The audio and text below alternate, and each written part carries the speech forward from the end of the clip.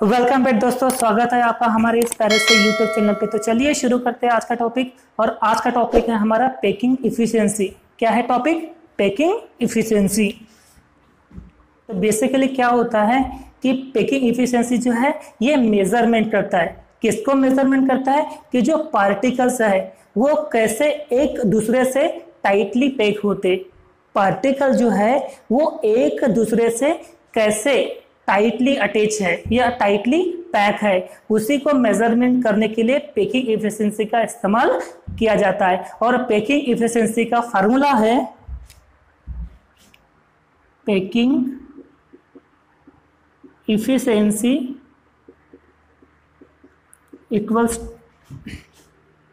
Equals to volume occupied by particles divided by total volume of unit cell multiply by 100। Packing efficiency का formula होता है volume occupied by particle, volume occupied by particle divide by total volume of unit cell. और total volume of unit cell कितना होता है हमारे को पता है? Total volume of unit cell ये होता है ए क्यूब। ए जो है, ए का मतलब होता है एज लेंथ। ए का मतलब क्या होता है? As length. उसका क्यूब कर दो तो आपको total volume of unit cell, उस यूनिट सेल का टोटल वॉल्यूम आपको मिल जाएगा ए क्यूब। चलो ए क्यूब तो आ गया, फिर वॉल्यूम ऑक्युपाइड बाय पार्टिकल अपने को निकालना पड़ेगा। तो ये जो पैकिंग इफिशिएंसी है वो एसएससी मतलब सिंपल क्यूबिक क्रिस्टल के लिए भी आपको बनाना पड़ेगा। बॉडी सेंटर्ड क्यूबिक क्रिस्टल मतलब बीसीसी के लिए भी बनाना पड़ेगा। और FCC face centred cubic crystal के लिए भी आपको बनाना पड़ेगा। तो चलिए शुरू करते हैं packing efficiency for simple cubic crystal. First, packing efficiency for simple cubic crystal। तो स्टेप्स वाइज करना पड़ेगा। तो सबसे पहली स्टेप होती है स्टेप 1। कौन सी है? Radius of sphere, radius of sphere. अब अपने को पता है कि सिंपल क्यूबिक क्रिस्टल में क्या होता है? 8 स्पेयर 8 कॉर्नर पे होते हैं और कोई भी atom inside the body of unit cell नहीं होता। डायग्राम कुछ इस तरह से था उसका। सिंपल क्यूबिक क्रिस्टल के लिए बनाए थे ना अपन ने, ये इस तरह से ये आ गया है ना। और अपने को पता है कि इसके 8 कॉर्नर होते हैं और 8 कॉर्नर पे 8 पार्टिकल या 8 एटम होते हैं। 1 2 3 4 5 6 7 8, राइट। अब आप देख पा रहे हो कि इस स्पेयर को मैं ए देता हूं, इस पेयर को बी नाम देता हूं, इसको सी देता हूं, इसको डी देता हूं। थियोरेटिकल क्या होता है कि ये जो पार्टिकल है मतलब ये जो स्पेयर है, ये स्पेयर अलग अलग दिख रहे हैं, बट प्रैक्टिकली एक दूसरे से ये टाइटली अटैच में रहते हैं। मैं इसका फिगर अलग से ड्रॉ करता हूं। देखो ये इसको, ये वाला स्पेयर, फिर ये वाला स्पेयर बी, फिर ये वाला स्पेयर और फिर ये वाला स्पेयर। ओ फिगर बराबर बन नहीं रहा है। तो ये वाला हो गया ए, ये हो गया बी, ये हो गया सी और ये हो गया डी। और ये सबके सेंटर ऑफ द पॉइंट। मैं इनको सबको कनेक्ट कर रहा हूँ, सबको क्या कर रहा हूँ? कनेक्ट कर रहा हूँ। तो यहां से यहां तक का रेडियस आर, यहां से यहां तक का रेडियस आर, है ना। और आप देख पा रहे हो ए और बी, स्पेयर ए से स्पेयर बी के बीच का डिस्टेंस, ए और बी के बीच का डिस्टेंस क्या होता है? स्मॉल ए। स्मॉल ए मतलब क्या होता है? स्मॉल ए का मतलब होता है एज लेंथ। एज लेंथ किसकी? यूनिट सेल की, यूनिट सेल की। और आर क्या होता है? Atomic radius. क्या होती है? Atomic radius. ओके, तो ए से बी का डिस्टेंस क्या होता है? स्मॉल ए। मैं यहां पर ड्रॉ करता हूं, ये स्मॉल ए। तो इसको नंबर देता हूँ फिगर बी और इसको दे देता हूँ फिगर ए। तो आप अगर फिगर बी को देखोगे, फ्रॉम फिगर बी को अच्छे से देखोगे तो स्मॉल ए इक्वल्स टू क्या दिख रहा है, आर प्लस आर मतलब ट्वाइस आर, है ना। और अगर ये आप यहाँ से आर निकालोगे तो 2 मल्टीप्लाई में है, तो ये जो 2 मल्टीप्लाई में इधर में आके क्या बनेगा, डिवाइड बनेगा। तो आर इक्वल्स टू क्या बनेगा, a/2। किसके लिए, फॉर सिंपल क्यूबिक क्रिस्टल के लिए जो रेडियस की वैल्यू क्या आ गई, r इक्वल्स टू a/2। पहली स्टेप खत्म।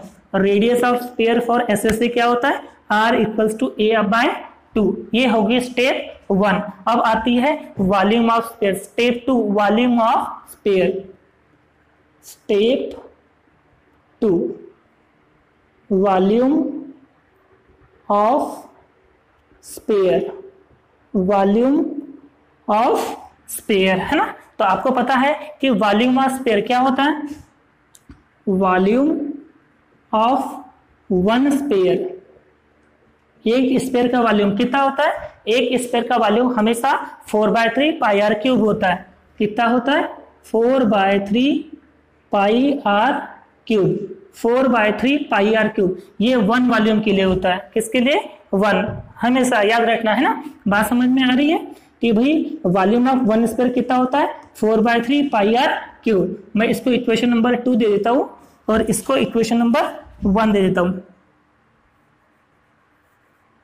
ये इक्वेशन नंबर 1 और ये इक्वेशन नंबर 2। तो क्या मैं इस रेडियस की वैल्यू, मतलब इस रेडियस की वैल्यू को क्या मैं इस वॉल्यूम ऑफ वन स्फीयर में नहीं पुट कर सकता, बिल्कुल कर सकता हूं। तो क्या होगा, put equation 1 in equation number 2।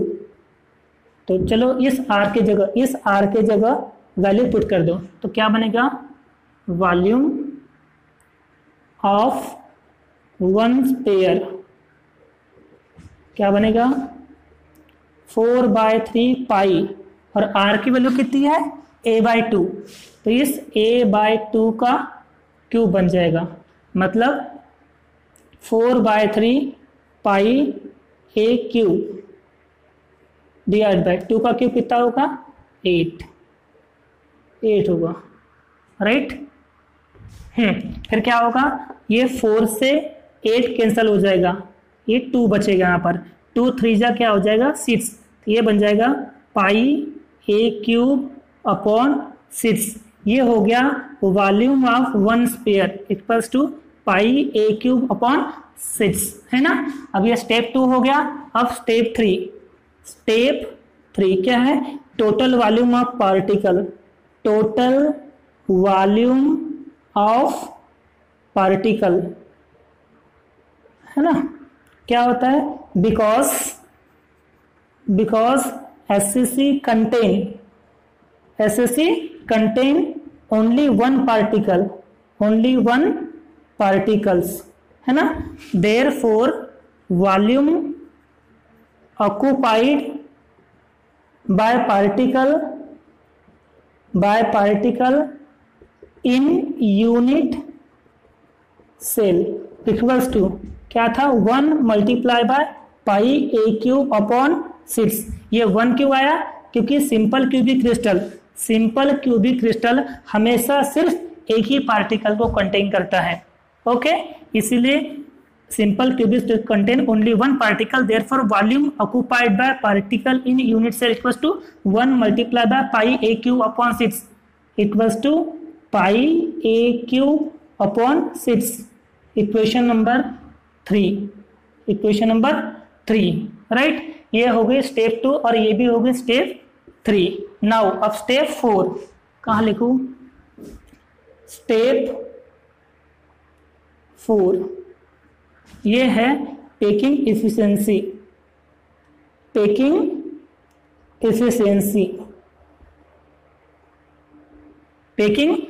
क्या था फॉर्मूला पैकिंग इफिशिएंसी का, तो packing efficiency equals to volume occupied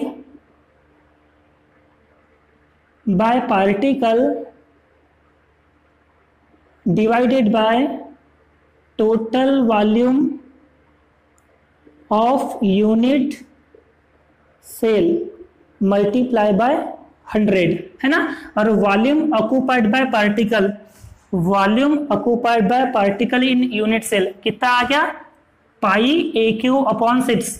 तो मैं यहाँ पे पुट कर दूंगा pi A cube upon 6 divide by total volume of unit cell कितना होता है ए क्यूब। मैंने स्टार्टिंग में बताया था कि जो total volume of unit cell का जो टोटल वॉल्यूम होता है वो हमेशा ए क्यूब होता है, एज लेंथ का क्यूब होता है ना। और ए क्यूब से ए क्यूब क्या हो गया, कैंसिल हो गया, ए क्यूब से ए क्यूब कैंसिल हो गया है ना, मल्टीप्लाई बाय 100। तो क्या बचेगा यहाँ पर, यहाँ बचेगा पाई मल्टीप्लाई बाय 100 डिवाइड बाय 6।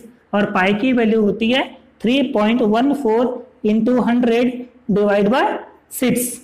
और ये 3.14 को अंदर ये 100 से मल्टीप्लाई करोगे तो ये बनेगा आपको 3.142 है ना, 3.142। तो ये 3.142 मतलब ये हो जाएगा 314.2 डिवाइड बाय 6। और 314.2 डिवाइड बाय 6 करोगे तो आपको मिलेगा 52.36। और क्योंकि मल्टीप्लाई बाय है, मल्टीप्लाई बाय इसलिए ये क्या आ जाएगा, परसेंटेज में आ जाएगा। ये आ गई आपकी पैकिंग इफिशिएंसी, पैकिंग इफिशिएंसी निकल गई आपकी 52.36% है ना। इस है एम्प्टी स्पेस, एम्प्टी स्पेस। अच्छा, इस एम्प्टी स्पेस को अपन वाइड स्पेस भी बोलते हैं, खाली जगह, वाइड स्पेस। फार्मूला क्या होता है इसका, 100 माइनस पैकिंग इफिशिएंसी। बस इस पैकिंग इफिशिएंसी को 100 में से माइनस कर दो तो क्या बन जाएगा, 100 माइनस 52.36 इक्वल्स टू 47.64%। ये हो गया वाइड स्पेस, इतनी खाली जगह रहेगी किसके लिए, एसएससी के लिए। तो पैकिंग इफिशिएंसी का क्या आ गया 52.36% और वाइड स्पेस या फिर एम्प्टी स्पेस कितना आ गया 47.64%। ये था सिंपल क्यूबिक क्रिस्टल के लिए पैकिंग इफिशिएंसी। नाउ अब हम स्टार्ट कर रहे packing efficiency for BCC, body centred cubic crystal के लिए हम पैकिंग इफिशिएंसी निकालने जा रहे हैं ना। तो स्टेप 1 क्या होती है, रेडियस ऑफ स्फीयर।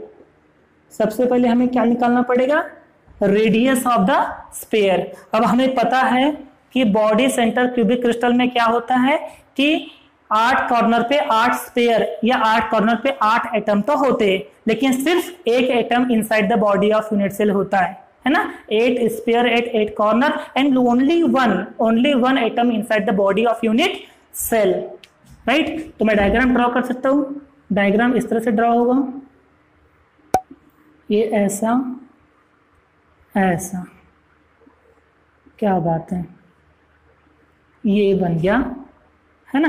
अब अपने को पता है कि बीसीसी में क्या होता है, 8 स्फीयर 8 कॉर्नर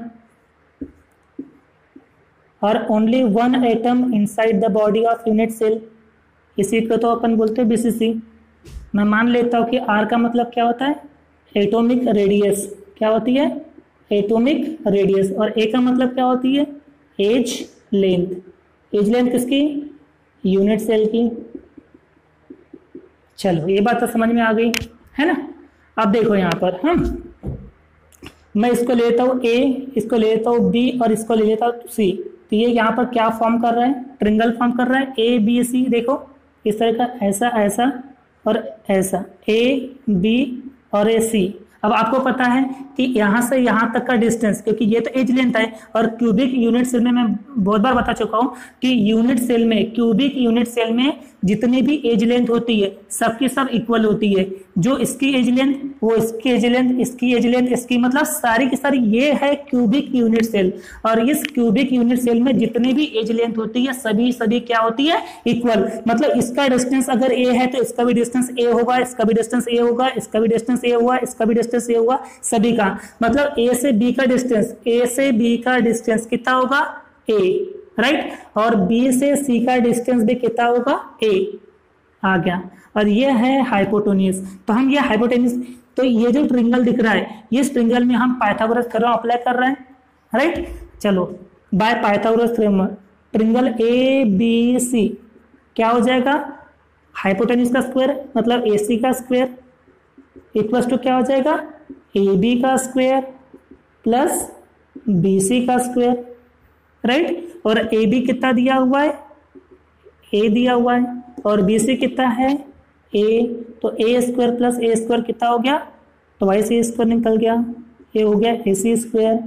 इक्वेशन नंबर 1 दे दी अपन ने, बात समझ में आई है ना। दूसरा ये वाला देखो, मैं ये सपोज करता हूँ इसको ए सी डी देता हूँ, तो ए सी डी देखो ये वाला ट्रिंगल ए सी डी मैं यहाँ पर बनाता हूँ, ये ए और ये सी और ये डी, ये देखो ये, तो ए यहाँ पर ए डी जो ये हाइपोटेन्यूस है, ए से सी का डिस्टेंस कितना हो गया, ट्वाइस ए स्क्वायर दिया हुआ है ना, तो मैं यहाँ पर पाइथागोरस थ्योरम लगा सकता हूँ, ए डी का स्क्वायर हो जाएगा from triangle A C D, क्या हो जाएगा, ए डी का square equals to A C का स्क्वायर प्लस क्या हो जाएगा, सी डी का स्क्वायर, और ए सी का स्क्वायर की तो वैल्यू ये है हमारे पास, ये देखो ये ट्वाइस ए स्क्वायर, तो मैं यहाँ पर ट्वाइस ए स्क्वायर लिख सकता हूँ, और सी डी कितना दिया हुआ है, देखो सी डी स्मॉल ए है, ये ए है ना, तो ये होगा ए स्क्वायर, अच्छा ट्वाइस ए स्क्वायर प्लस ए स्क्वायर कितना हो जाएगा, थ्राइस ए स्क्वायर, वेरी गुड है ना। पर ये है वैल्यू ए डी स्क्वायर की, और हमें चाहिए वैल्यू ए डी की, तो मैं अगर यहाँ से स्क्वायर रूट अगर स्क्वायर हटा दूँ तो इधर में आ जाएगा स्क्वायर रूट थ्राइस ए स्क्वायर, और ये स्क्वायर से स्क्वायर रूट हो जाएगा कैंसिल, तो ए निकल जाएगा बाहर और अंडर रूट 3 बचा रहेगा और ए निकल जाएगा बाहर, और ये वैल्यू है ए डी, क्वेश्चन नंबर 2 दे दिया। बात समझ में आई क्या, ये निकल गई वैल्यू ए डी की। अब इस फिगर को आप देखोगे तो ये वाला स्पेयर और ये वाला स्पेयर देखो ये थ्योरेटिकली दूर दिख रहे, बट प्रैक्टिकल क्या होता है, एक दूसरे से टच में रहते हैं। तो ये वाला जो फिगर है मैं अलग से ड्रॉ करता हूँ, यहाँ पर ये 1 2 3 मतलब ये है ए, ये बीच वाला पार्टिकल, और ये सी, ये देखो। अब आपको बताइए सेंटर ऑफ द पॉइंट है, यहाँ से यहाँ तक का डिस्टेंस आर, यहाँ से यहाँ तक का डिस्टेंस आर, ये आर और ये आर है ना, और इसको देखोगे तो ए सी की वैल्यू क्या निकलेगी आपके पास, R plus R plus R plus R मतलब 4r, इक्वेशन नंबर 3। अब देखो इक्वेशन नंबर कौन सा हो गया, सी नहीं है सॉरी, ये है डी, देखो ये डी पॉइंट दिया हुआ है, ये वाले फिगर, ये वाला और ये वाला ए डी, तो ए डी की वैल्यू कितनी आ गई हमारे पास, 4r आ गई। अब इस इक्वेशन नंबर 2 को देखो, तो यहाँ पर भी ए डी और यहाँ पर भी ए डी, तो क्या हम इसको इक्वेट नहीं कर सकते, करेंगे इक्वेट, तो इक्वेशन कौन सा, सेकेंड नंबर वाला और थर्ड नंबर वाला, तो क्या हो गया, इसकी वैल्यू है 4r और इसकी वैल्यू कितनी है, √3 इंटू ए, और अगर आपको यहाँ से r निकालना है तो 4 मल्टीप्लाई में इधर में आके बन जाएगा डिवाइड, तो ये बन गया √3/4 into A, r equals to √3/4 into A, ये हो गया second step, sorry first step, radius of the sphere. Now अब हम स्टार्ट कर रहे हैं इसकी step number 2, volume of the sphere, step 2, volume of sphere है ना। अच्छा, वन स्पेयर का वॉल्यूम कितना होता है, 4/3 πr³, very good. Volume of one sphere कितना होता है, 4/3 πr³, equation number 4।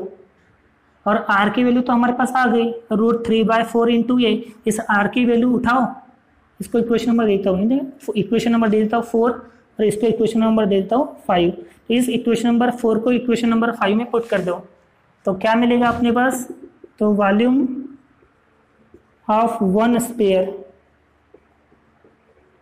Equals to 4/3 pi. अच्छा, r की वैल्यू कितनी है, √3/4 इंटू ए, इसका क्यूब, तो ये हो जाएगा 4/3 पाई। अच्छा, ये √3 का क्यूब मतलब √3 ए क्यूब डिवाइडेड बाय 4 का क्यूब कितना होता है 64, ये आ गया 64, राइट। तो volume of one sphere equals to क्या हो जाएगा, 4 से 64 कैंसल, तो यहाँ बचेगा 16, है ना। अच्छा, फिर ये √3 इंटू √3 3 हो जाएगा, यहाँ बचेगा ये पाई बचेगा, √3 इंटू √3 कितना होता है 3√3, ओके। फिर ये ए क्यूब डिवाइडेड बाय ये बचा 16 डिवाइड बाय 3 डिवाइड बाय 16, चलो 3 से 3 क्या हो जाएगा कैंसल, तो क्या बचेगा यहाँ पर पाई into √3 divide by 16 into A cube, ये हो गया हमारे पास वॉल्यूम ऑफ वन स्फीयर। क्या हो गया volume of one sphere. Equation number क्या दे दिए अपन ने 6 दे दिए, है ना। अब निकालिए total volume of particle, total volume of particle. Step number 3 क्या होती है, total volume of particles, total volume of particles. Since अपने को पता है कि जो यूनिट सेल ऑफ बीसीसी ये हमेशा कंटेन क्या करता है, कंटेन हमेशा 2 पार्टिकल को कंटेन करता है। यूनिट सेल फॉर बीसीसी ये क्या कंटेन करता है, हमेशा 2 पार्टिकल को कंटेन करता है। इसीलिए volume occupied by particle equals to कितना हो जाएगा 2 मल्टीप्लाई बाय, जब भी सिंपल क्यूबिक क्रिस्टल में 1 लिखे थे ना, क्योंकि वो एसएससी था, अभी बीसी से इसलिए 2 को मल्टीप्लाई बाय ये वॉल्यूम ऑफ वन स्फीयर कितना होगा पाई into √3 into A cube divide by 16, तो ये हो जाएगा 2 से 16 कैंसिल, तो बचेगा यहाँ पर 8 पाई into √3 into A cube divide by कितना बच जाएगा यहाँ पर 2 8 जा 16, यहाँ पर बच जाएगा 8, राइट। इक्वेशन नंबर कौन सा आ जाएगा 7वां आ गया। चलो इतनी स्टेप समझ में आई। Step number 3, now last step packing efficiency. Step 4 packing efficiency. Packing efficiency का फार्मूला क्या होता है, पेकिंग इफिशिएंसी इक्वल्स टू क्या होता है volume occupied bye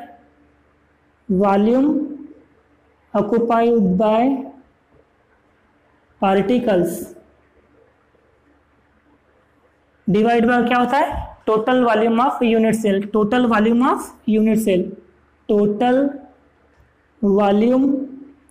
of unit cell multiply by 100, है ना।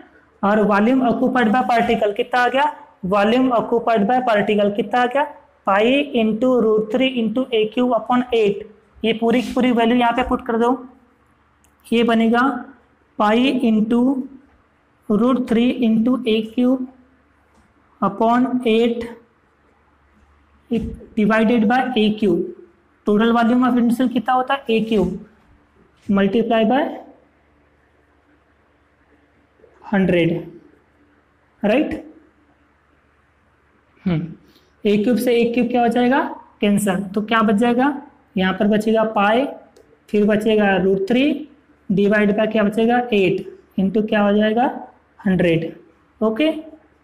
अब क्या होगा यहाँ पाई की वैल्यू कितनी होती है 3.14, राइट। और √3 की वैल्यू कितनी होती है 1.732 डिवाइडेड बाय कितना हो जाएगा 8 मल्टीप्लाई बाय 100। और जब आप इसको कैलकुलेट करोगे 3.12 into 1.732 multiply by 100 divide by 8 जब करोगे तो आपको मिलेगा 68%, मतलब पेकिंग इफिशिएंसी कितनी निकल जाएगी आपकी 68%, कितना 68%। इसी तरह से अपन एम्प्टी स्पेस निकाल सकते हैं, एम्प्टी स्पेस, और एम्प्टी स्पेस का दूसरा नाम क्या है वाइड स्पेस। क्या होता है वाइड स्पेस। कैसे निकालते हैं अपन 100 में से पेकिंग इफिशिएंसी को क्या करते हैं माइनस करते हैं, तो 100 माइनस 68 कितना होगा 32%, राइट। तो बॉडी सेंटर्ड क्यूबिक क्रिस्टल के लिए जो पैकिंग इफिशिएंसी है वो कितनी आ गई 68%, और उसका वाइड स्पेस कितना आ गया 32% में। नाउ अब हम पढ़ रहे हैं packing efficiency for FCC, packing efficiency for face centred cubic crystal. तो चलिए शुरू करते हैं। स्टेप वन क्या होती है? स्टेप 1 रेडियस ऑफ स्फीयर, ये स्टेप 1 होती है। ओके, अब हमको पता है कि फेस सेंटर क्यूबिक क्रिस्टल में क्या होता है कि भाई फेस सेंटर क्यूबिक क्रिस्टल में 8 स्फीयर 8 कॉर्नर पे होते हैं और 6 atom inside the body of unit cell होते हैं, 4 फेस पे और 2 बॉडी के अंदर, ऐसे टोटल 6 एटम जो है होते हैं वो एफसीसी में होते हैं। चलो ड्रॉ कर लेते हैं अपन। ये हो गया फिगर,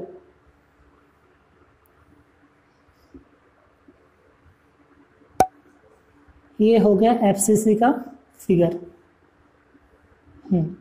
8 स्फीयर 8 कॉर्नर, ये कभी भूलना नहीं है, और 6 एटम, ये 1 2 3 4 5 और 6, ये बॉडी के अंदर।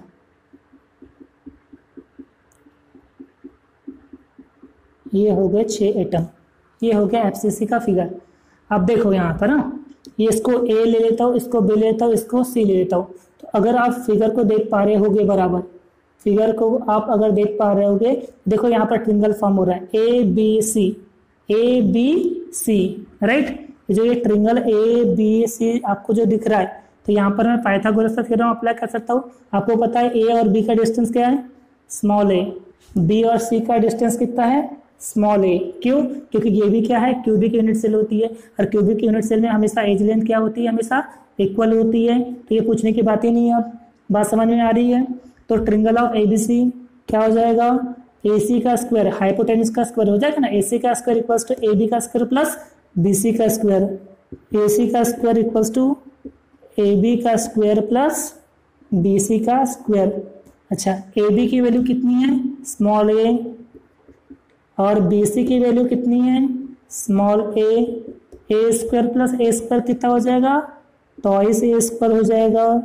ये हो गया AC का स्क्वायर। हमको यहाँ से निकालना है AC, तो अगर हमने यहाँ से AC निकाले तो स्क्वायर हटेगा, इधर में आ जाएगा स्क्वायर रूट, ये आ गया स्क्वायर रूट, और स्क्वायर से स्क्वायर रूट क्या हो जाएगा? कैंसिल। ये 2 तो हमेशा स्क्वायर के अंदर ही रहेगा, तो ये रूट 2 बना रहेगा, पर ये जो a स्क्वायर है तो स्क्वायर से स्क्वायर रूट क्या हो जाएगा? कैंसिल, और यहाँ पर बचेगा a।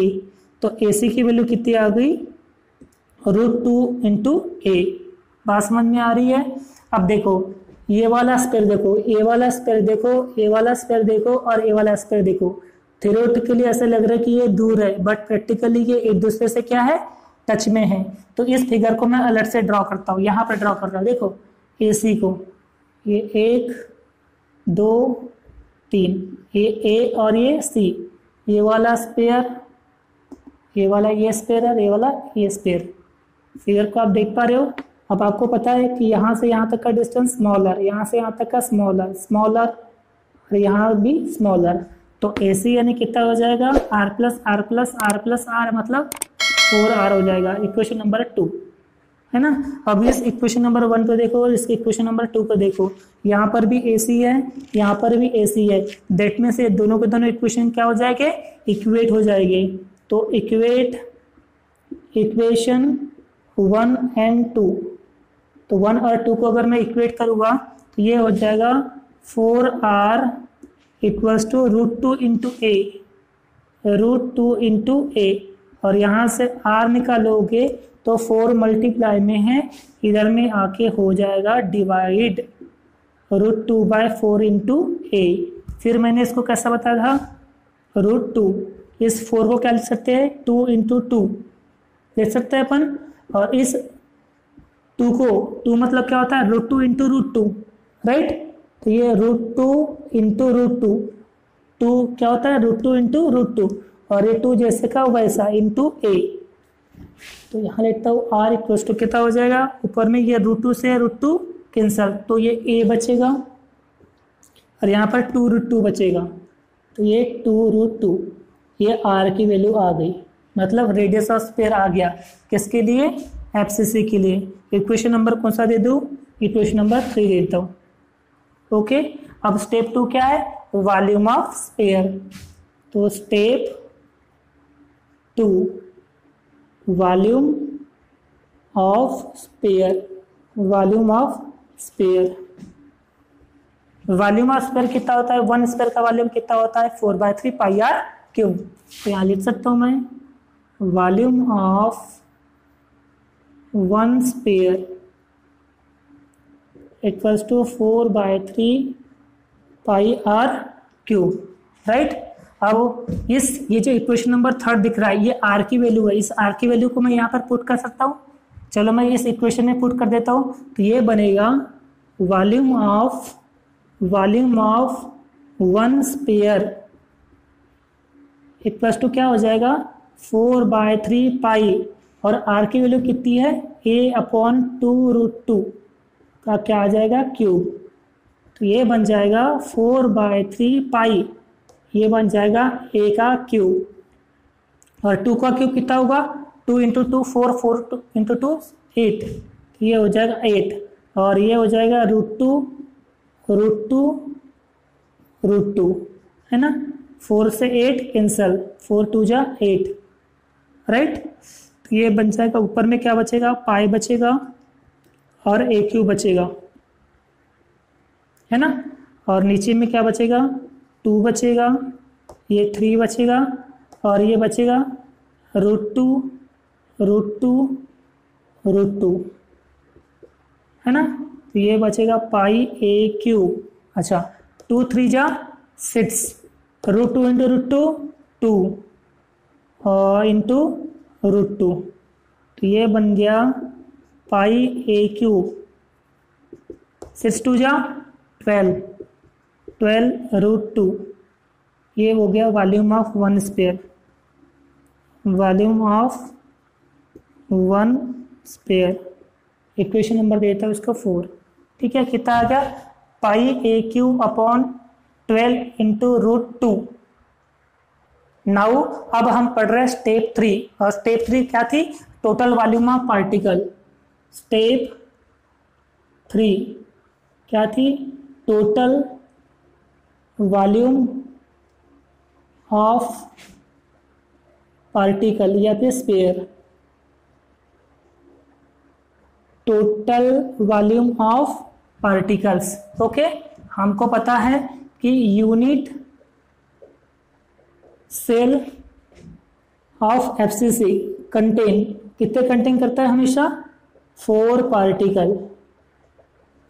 पार्टिकल। एफसीसी का जो यूनिट सेल है ये हमेशा 4 पार्टिकल को कंटेन करता है, इसीलिए ये हो जाएगा वॉल्यूम ऑफ या volume occupied by particle equals to 4। क्यों, 4 से तो मल्टीप्लाई करना पड़ेगा, है ना। 4 मल्टीप्लाई ये इक्वेशन पाई a क्यूब, क्योंकि वॉल्यूम ऑफ वन स्फीयर को मल्टीप्लाई करना पड़ेगा 4 से, तो पाई a क्यूब डिवाइडेड कितना हो जाएगा, 12 × √2।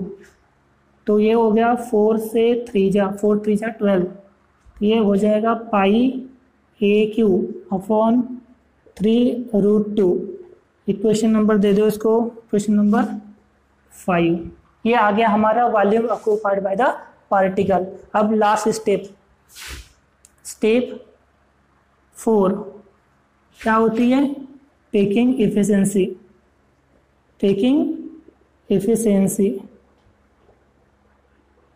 फार्मूला क्या होता है, packing efficiency equals to volume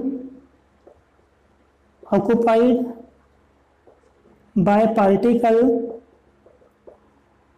divided by total volume of unit cell multiply by 100। तो volume occupied by the particle कितना आ गया, ये देखो ये दिया हुआ है, पाई a क्यूब डिवाइड बाय 3√2।